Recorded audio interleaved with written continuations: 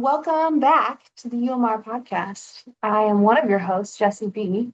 She, her, hers, Cornell College, and with me I have. And my name's Dallas Sneeze. I use he and his pronouns. I work at North Dakota State University. We didn't do a fun fact, but I'll throw one in for today. I was told by my student staff recently that I look like my favorite color is blue. What is your favorite color? It's blue. They were right. But I don't know what that means, but I just look like it. My favorite color is blue. That's fascinating. I want to ask my staff about that. Yeah. And today we have a special guest. We're very excited. So Terry Tumbarello from UW-Whitewater. Can you introduce yourself in your current role?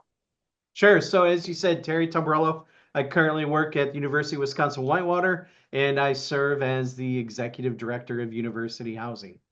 Fun fact, since you went there, is that I will be in Fargo, North Dakota, in a few days and having lunch with your director, my good friend Ryan. Nice. And I am colorblind, so I don't know what color I look good in. Oh. Like what kind of color blindness? I see shades. Okay. I'm never gonna confuse a dark blue for an astro bright yellow. Okay. But I don't know if it's yellow, orange, pink, and I don't know if it's blue or purple. Okay. Sorry, we're already meandering. But Okay.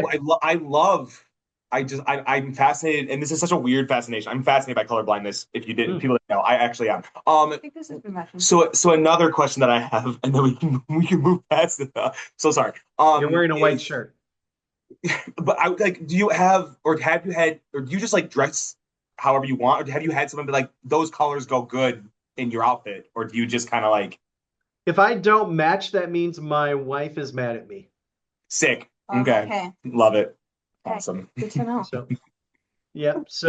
But it's gotten like, let's be honest, I've lived with it for most of my life. It's gotten progressively worse, right? And you're not typically born with it. I think where I'm at right now is probably where I'm going to remain. It hasn't changed in decades, but now I don't even really think about it much. So someone might send me a spreadsheet and say, red is this, blue is that. And then like, oh my God, I forgot you're colorblind. How were you able to navigate that? And I'm like, because I can read, and I put the cursor over and it says blue. And so I still can read. The only time I really get tripped up is in rural roads in the middle of the night and that single flashing light. If it's single flashing, there's no way for me to know if it's red or yellow. Mm-hmm. And so I stop. If there's no other, I do what traffic does. But if I'm by myself and I can't mimic traffic, I stop. Yeah. And if the guy behind me honks, then I know it was yellow. Right? And I think nothing of costing them an eighth of the second of their life. Yeah. Yeah. But if it's a multi, I know that green's on top, yellow's in the middle, red's on bottom. Mm-hmm. So that's great. Thank you for sharing all of that. Hey, that was a fun fact. The things you can learn in a UMR-ACUHO podcast. It's true. And that's been UMR. That's it. We're done. That's all I got. That's actually a good segue into our next question, which is just, who are you outside of your job? So outside of my job, so I am someone who very much believes strongly that I work to live and I don't live to work. Mm-hmm. And so even though I really, really, really value what I do and I put a lot into my career, my most important goal when I get into the office is to get out of the office. Yeah. I work to go home. And every day that looks differently, but I love my life and I like my job. So who I am is I'm a father of 3 children. The youngest, who's a senior at UW-Madison. The middle child is graduated and working. My oldest child is graduated and working and married with children. And yes, I have grandkids. The title that comes with me, I haven't reconciled yet because I have significant age issues and I'm only 28. So I am the youngest G word in the planet, and I'm okay with it. Um, I tell my staff regularly, even though I'm supposed to be talking about personal, I very much work in a very integrated manner. I tell my staff when I onboard new staff, I say, here's your cold, harsh reality. I want you to treat me as someone who's been working in the field for 37 years and with the respect for someone who has that content knowledge, and absolutely believe when I say I'm 28. How you reconcile that is on you, Yeah, but figure it out. it works for me. Mhm. That's great. So in my personal life, I am a sport fiend. I love baseball is my favorite sport. I love to fish. It's probably my favorite thing to do. I am into professional wrestling. It's real to me, damn it. Um, I have a ton of hobbies. I'm a foodie. I love to cook. I love to go out to eat. I love spending time with my family and friends. I'm a movie freak. I love going to the theater. Last movie I saw was the new Mission Impossible movie. Nice. Before this week is over, I will be seeing the new Karate Kid movie. Next week. So I mean, I could go on and on about who I am. I love to boat. That kind of goes hand in hand with fishing. I am privileged to own a couple boats, and if I don't get on the water every few days, then my life isn't complete. Mhm. Those are great. I feel like you just modeled work-life balance so well in 3 seconds. But no, there was something you brought up, and I was joking with Jesse prior that I wanted to somehow get this in as a question. I didn't know where it was going to fit, but you've already said it, so it's great. So you're into WWE. That's sick. Me too. I can't remember if it was last year or 2 years ago. I remember you got like an award at the UMR conference, and you said you had brought that into your speech as well. Oh, I Um, did. That's right. That's right. yeah, and so I do remember that, and like that was the first time it came to me. I was like, oh, Terry's a WWE fan. That's sick. So I have to ask. I don't know if you're keeping up with current day product, but if you are sick, if you're not, we can just disregard this question. We can move on. I have another one. But how are you feeling about the John Cena heel turn? So, well, first of all, a lot there. I'll try to keep it to just a couple minutes. Um, first of all, I'm feeling fine, even though you keep on saying sick. I'm assuming that is you're sick is a positive thing when you say it. Yeah, yeah. Okay, so I'm behind. It's no longer the bomb or whatever. It's we are now we are sick from the fallout of the bomb, the radiation. Okay. So I will correct you. I am a professional wrestling fan, Okay. um, including the WWE. But the WWE is not the only game in town. I probably go to 40 to 50 live professional wrestling events a year. Awesome. Um, one to two of them WWE. I do a lot of independent wrestling, mostly because of where I live and it's plentiful. And on any Saturday night I want, I can sit front row for $15. Yeah, awesome. And if I go to WrestleMania front row, it's literally more than I think it's more than my annual salary. Hmm. And that ain't happening, right? Like I like my TV in my living room just fine for that. Hmm. As far as John Cena, I think the concept of turning him heel in his last run had some merit. I think the execution of it was poorly done. Hmm. Um, I think I have strong feelings about how much I think the Rock Dwayne Johnson screwed that up and inserted himself to remain relevant, and then ultimately changed course. And I think it was at the detriment to the entire initial plan. And they need to turn John back sooner than later. Yeah, without getting too deep into this, because I could if I really wanted to. I agree. I've read into a lot of like the discourse online about just this whole run so far, his last run. And I agree with I think it's weird how they started and it felt like there was a plan with like the Rock's involvement and stuff. And then he just decided, no, I'm good. I don't want to do this anymore. And now it's like, where do we go with it? I think John Cena himself has done well with whatever they're giving him to do because he always has. That's why he is the professional he is. But I think they had a vision and then they definitely just skewed it to wherever it is now. And I would like to see it'd be cool. No too farther, I guess, after like almost like as early as like SummerSlam, if they can turn him back to a face to do like the last bit of his last run. Yep, they need to. And the Yeah. Travis Scott involvement was stupid, Yep. and I don't think that turned out the way they planned. No, not at all. And this is just a minor thing of that, but like, why did it take him so long to walk down the runway when he got himself involved on WrestleMania? It was like 4 minutes of just, I'm not gonna get into it. But no, one more thing, just personal wise, question to follow up that you said about all of your things that you really like.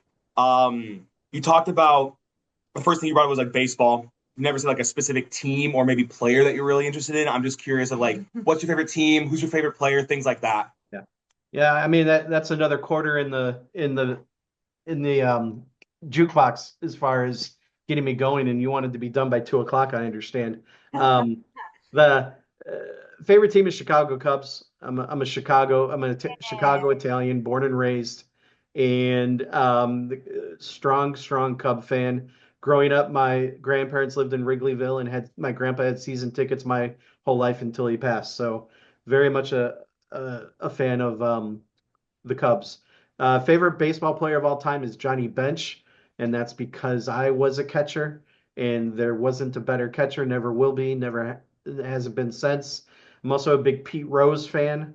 We could do an entire podcast on the ethics of whether or not he should be in the Hall of Fame, but I was certainly very happy a few weeks ago when he was reinstated into baseball and will now be eligible for the Hall of Fame. And I think it's absolutely criminal and just horrible that they waited until he died.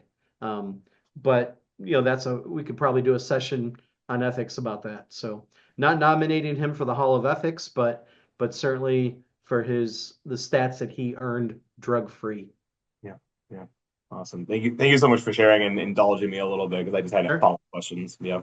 But I think a lot of our listeners will appreciate all of that information. I also am in the video games. We haven't even talked about gaming yet, but we probably need to get onto your other bullet points. If Nathan were here, he would have follow-up questions. maybe we'll do a Terry part 2 at some point. We'll reach out again. We can have you back. Yeah.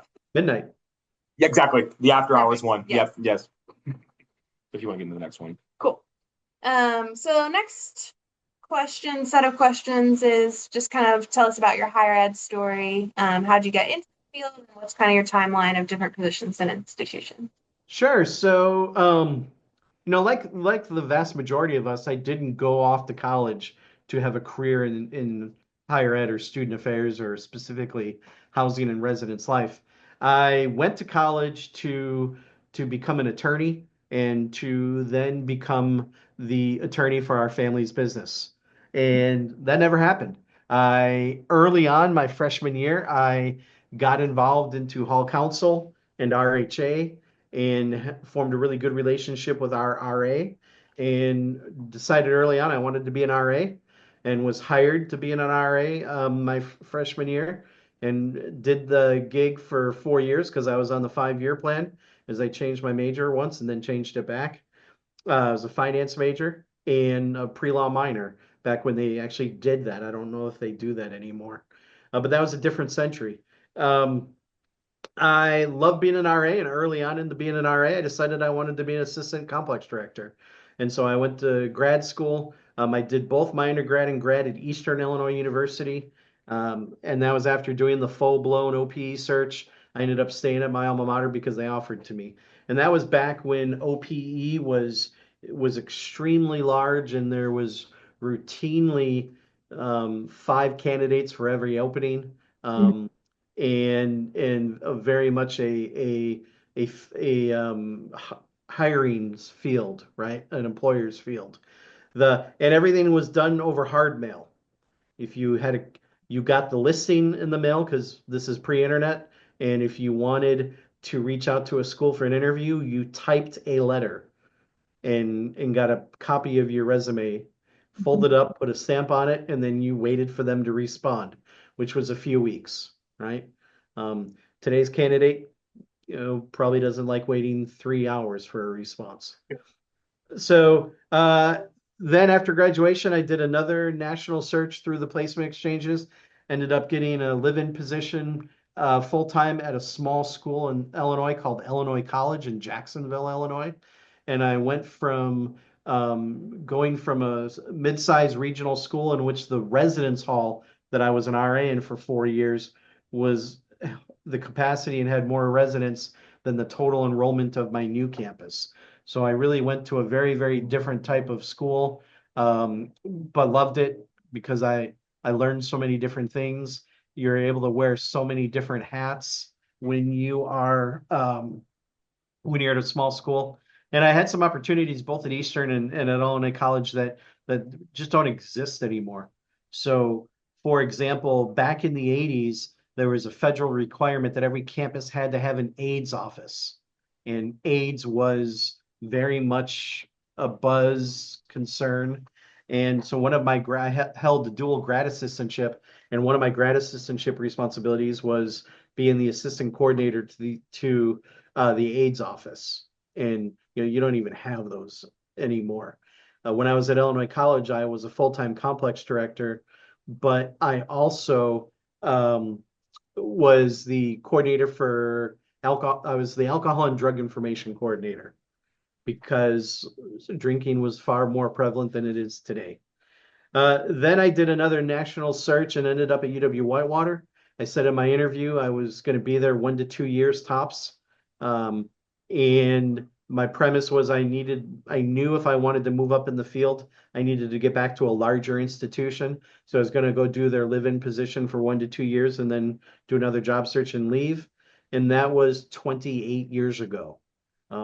I did only live in for a couple more years, and I did do a job search, but Whitewater, when I had some offers, sweetened the pot to keep me in the central office. And I've had a really privileged, good career. I've moved my way up from area coordinator, assistant director to associate director. I was director of residence life for about a decade. And a few years ago was promoted to executive director of university housing. I had 1 year that I was the interim dean of students back in 2015 when our longtime dean of students, who was also a former UMR-ACUHO treasurer, passed away unexpectedly. And for a year, I did two jobs. What I learned in that year is I didn't want to be dean of students, and I really loved housing.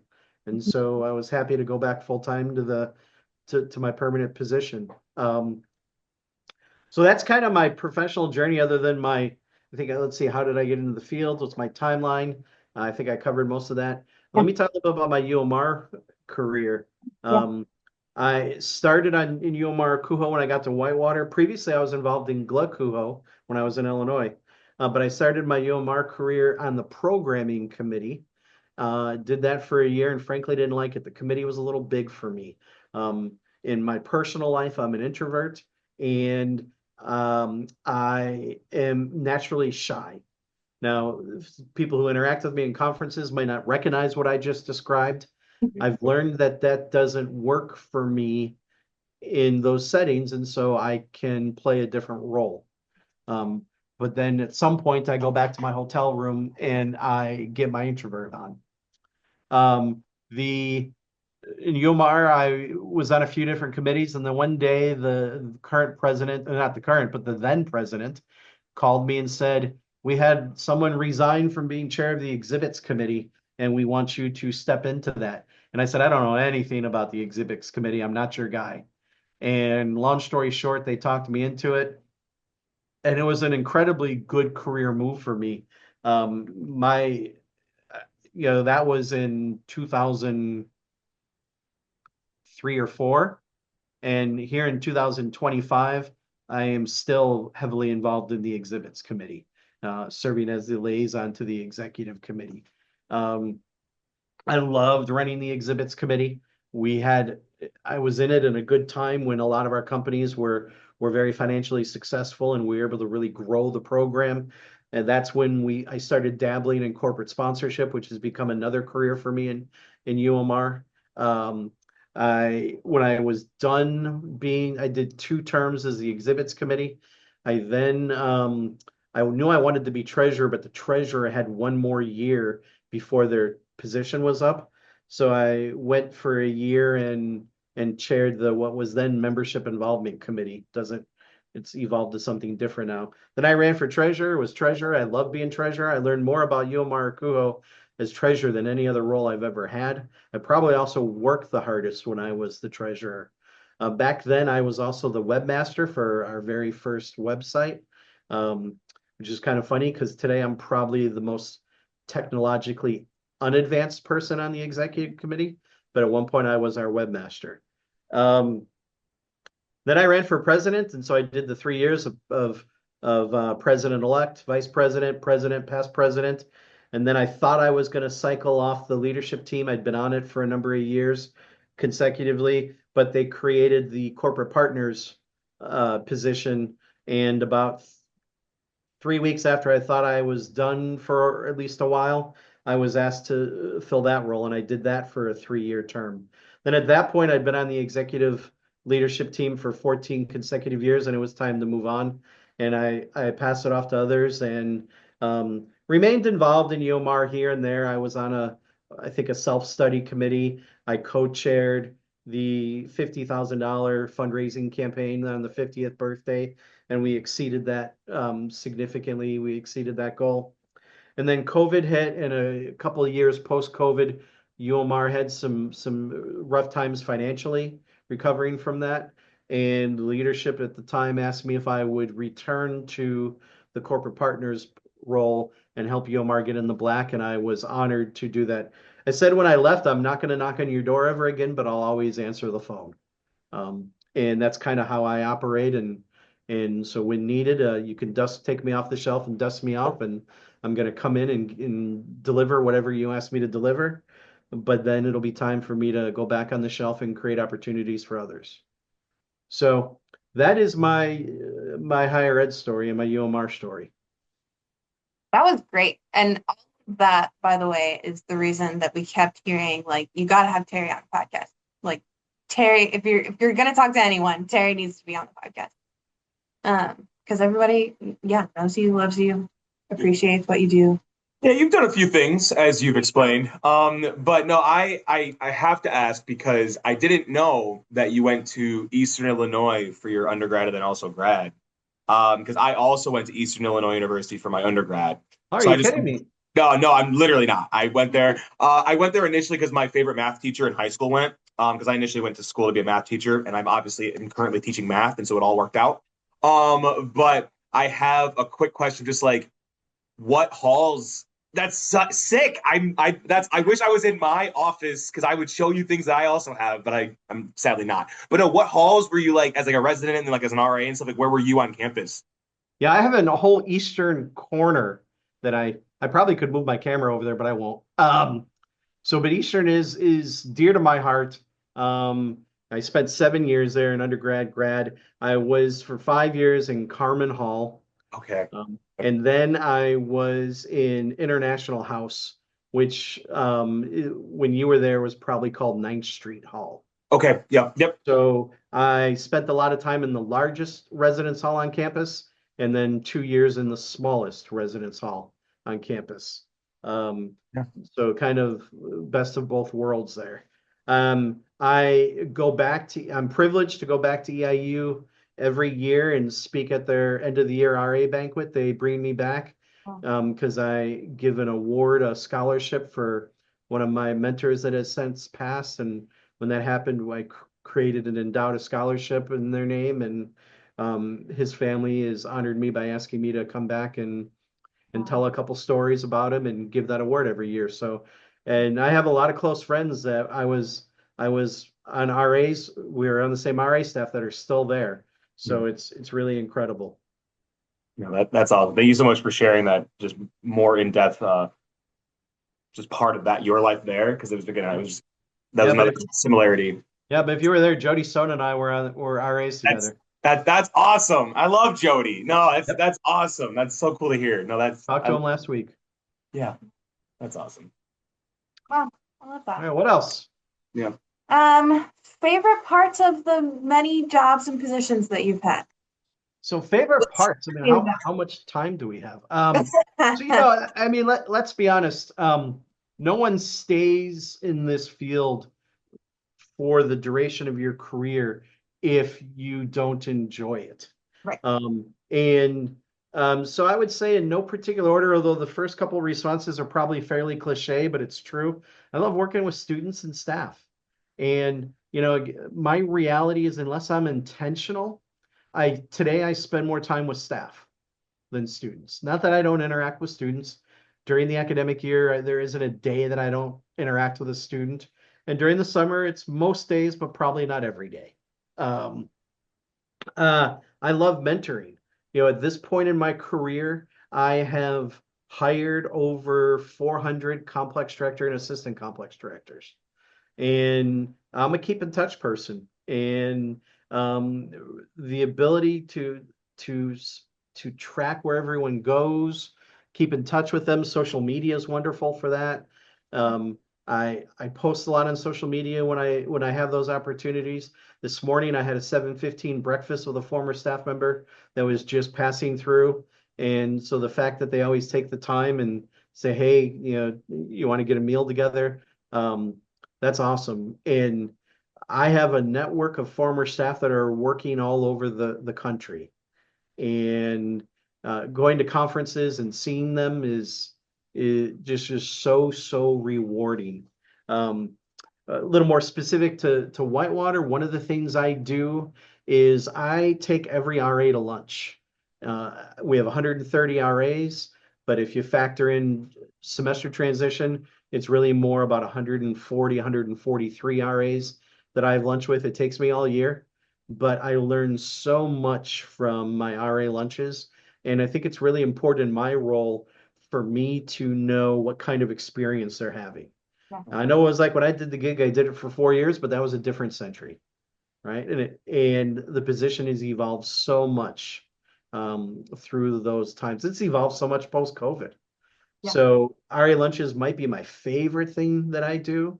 Um, I also just love solving problems.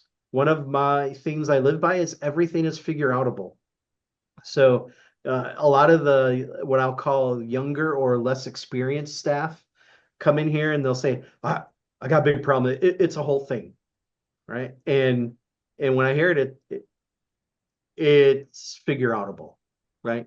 And so I love just sitting down, and usually I'm not the one that gives them the answer. I steer them to the answer because once they settle down, sit down, calm down, they realize that they already know what to do. Um, I love seeing staff grow. Uh, I have a ton of staff that continue to move up in the field. At UW Whitewater, we have a brand new dean of students that started on Monday. She's terrific. She's now higher up the food chain than I am, but I used to supervise her. Mm. And then she went off and worked at other campuses and then came back home. And I love that. Also a former UMR-ACUHO person. I talked earlier about how many folks I've hired. I love recruiting. So, I love seeing physical improvements, and that's probably something I didn't realize earlier in my career I'd like so much. But when we renovate a building and I have a vision of what I want to see that come to, and usually sometimes you don't see it till 6 years later. Yeah. Seeing that come to fruition is so rewarding. But even some of the littler things, like last summer, we were doing well in our budget, and I had a little bit of extra money to blow. And so I approached a company that I found out if you've been to Dave and Buster's.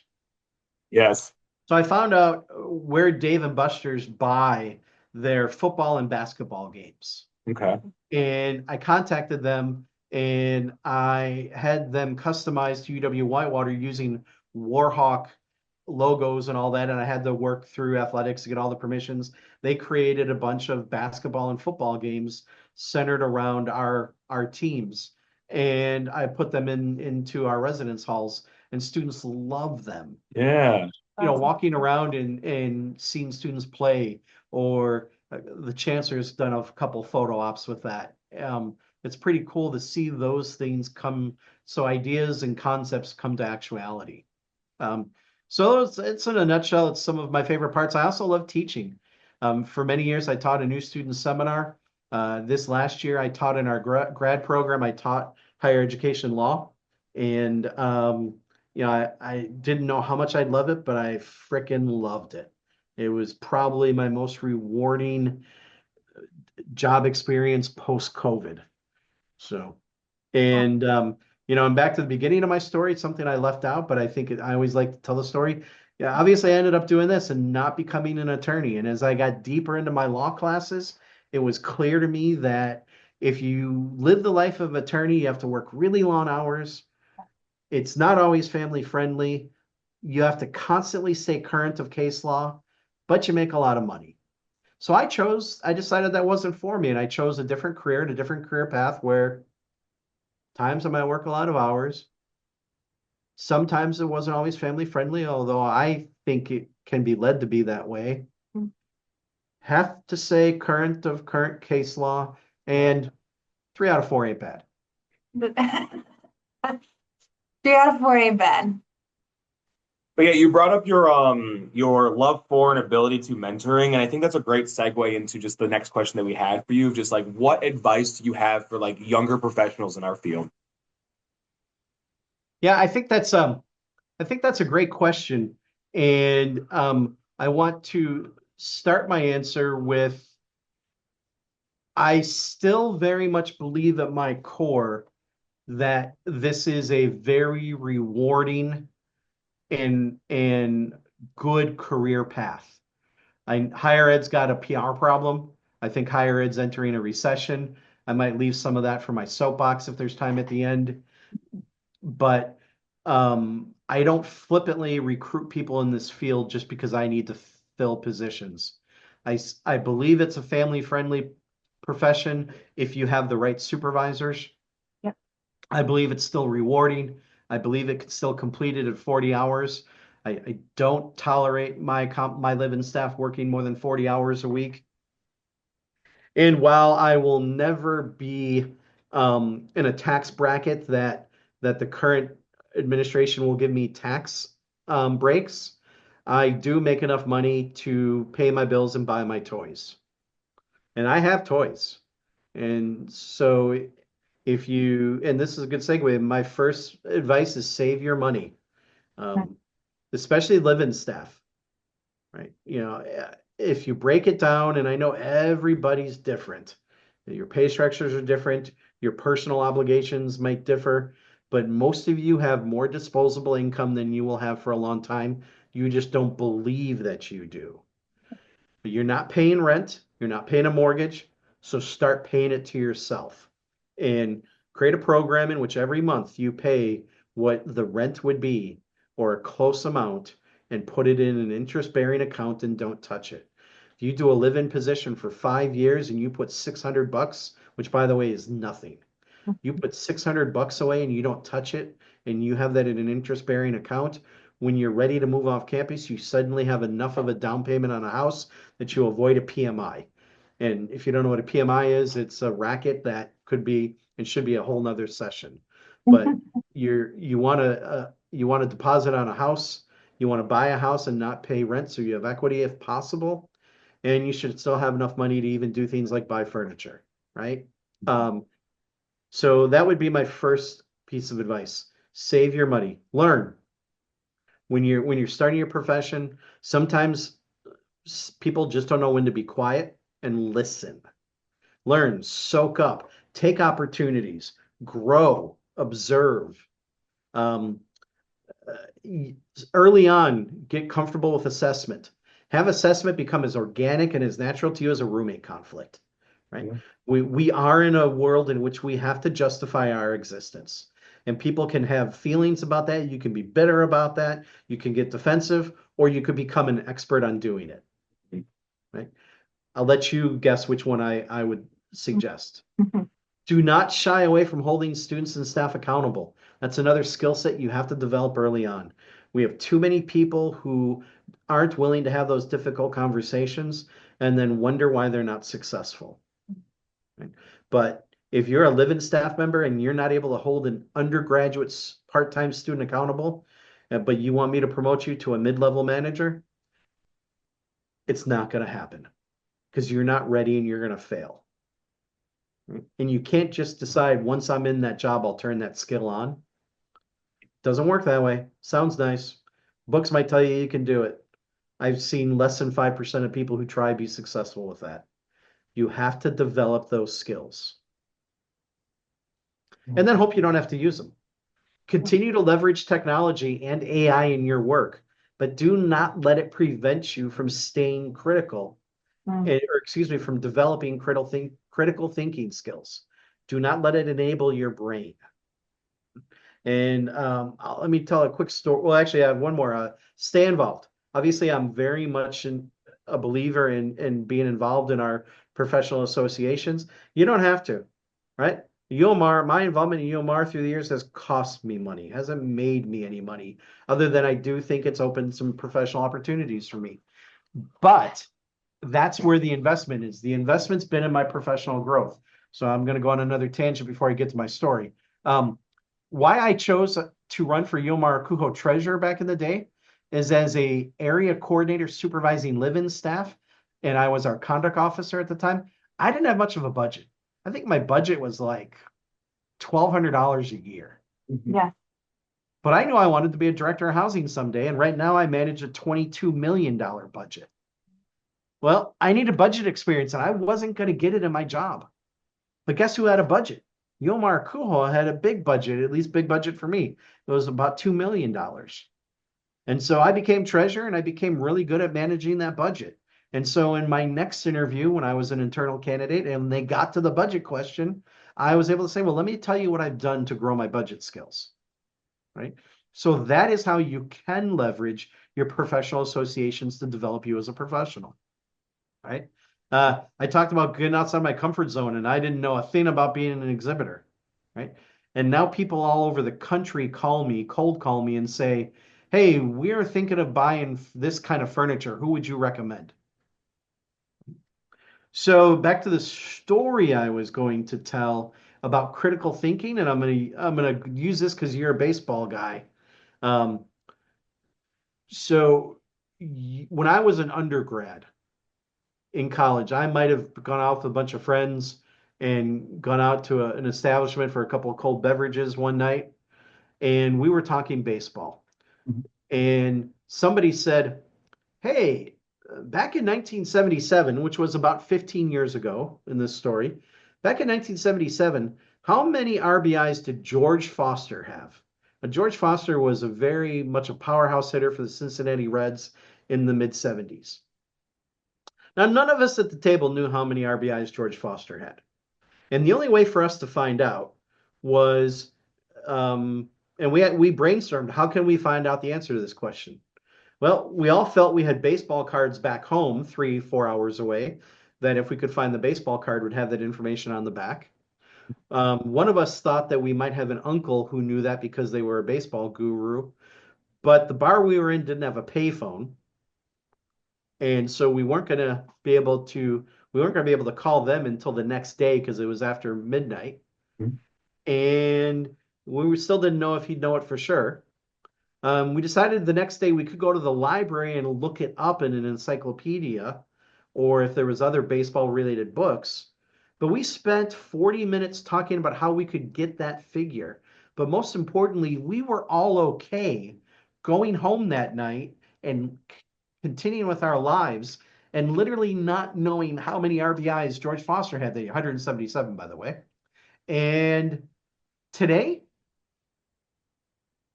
if people are listening to this, they've already Googled it and already learned the answer. Yeah. Yes.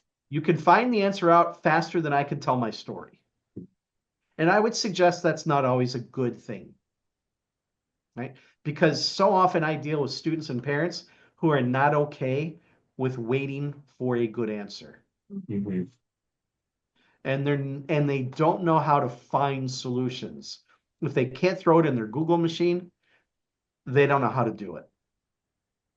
And that's a problem. So that's my answer to your question. Awesome. Thank you so much for sharing. And I think Jesse can kind of round us out here if you want to do that for us. Did I get my soapbox or are we out of time? Yeah. Well, it depends on Jesse's the lead of time, so I want to make sure that I follow her and her ways. So I'm gonna let her lead that. Appreciate it. Yeah. We're pretty close to the end here, but I did want to give you a little time to touch on your soapbox because I I'm know. gonna be super fast. Okay, sweet. So first, my preface: the soapbox is probably mostly for my peers, probably mostly for senior housing officers, and not for less experienced staff. But we have to continue to evolve in this field, and some of that is being very much reimagining the live-in position and getting out of the 1970s and 1980s and 1990s models that so many campuses still use. I'm horrified when I read on Facebook groups, the Res Life professional group, of what some people say are still practices in 2025. And that is bad for the field. Higher ed is in a recession. Our work is getting harder. We have a PR problem, and we need to take control of the narrative. Right now, as a field, we're letting the uneducated who haven't experienced us control the narrative on higher ed, and that's a massive problem. The realities of live-in position is we need more after-hours mental health support for our staff. And not just them, but I mean in responding to crises, we need to reimagine on-call responsibilities. My staff are on call on an average 2 days out of the semester. And we only have on-call responsibilities on weekends because we have technology in 2025. And a lot of people are using duty call rotations that were developed in the late 60s. I'm gonna talk to the live-in staff for a minute and the realities of a live-in position, because unfortunately you've been gaslit. See, I've used your term. How sick was that? You've been gaslit to believe that it's wrong to have a salary a little bit lower than your peers who don't live in, and that no cost expense for living doesn't factor into your salary. There's a reason we don't list it. If we listed it, you'd have to pay taxes on it. But let me tell you, when you don't have to pay your rent, your mortgage, your internet, your utilities, some of you, your parking, I could go on and on. That is a benefit. Take advantage of it. Doesn't mean there aren't schools that still pay too low. Absolutely believe that's true, but I will never support a minimum wage. I don't like FLSA's minimum thresholds because I don't think it's a one size fit all. The salary that you can thrive on in rural Wisconsin is vastly different than New York City. Yep. Right? The map matters. And so that's some of the things we don't factor. Not saying we don't need reform, because I think we need a buttload of reform, but we also need to be realistic about the salary. And I'm talking salary should be in the 40s in most places, not the 30s. In the more metropolitan areas, I think the living salary should be in the 50s. But sometimes I hear staff said it shouldn't be a penny under 65 grand. And I'm like, well, when you find it, let me know, because I'll quit my job and I'll go do that and spend my last 10 years as a hall director again. I'll probably get some hate mail for that. Tweet me. I don't check it too often. But I am on Facebook all the time, where you can just find me at a UMR event and you can tell me how wrong I am and I'll buy you a beer. That's it, folks. I told you I'd be quick. That was impressive. Good job. I could go on, trust me. I believe you. And I would love to give you an hour to talk about everything that you've touched on here, because yeah, you just have so much wisdom to offer, and I mean that you are offering our fields. And there's a lot I could learn from the two of you. Well, we appreciate it. Thank you so much for taking the time to chat with us, and for the investment that you've given in young professionals all over the UMR region. You folks have a great rest of your day. You too. Appreciate you having me on. Yeah. We appreciate you. Take care.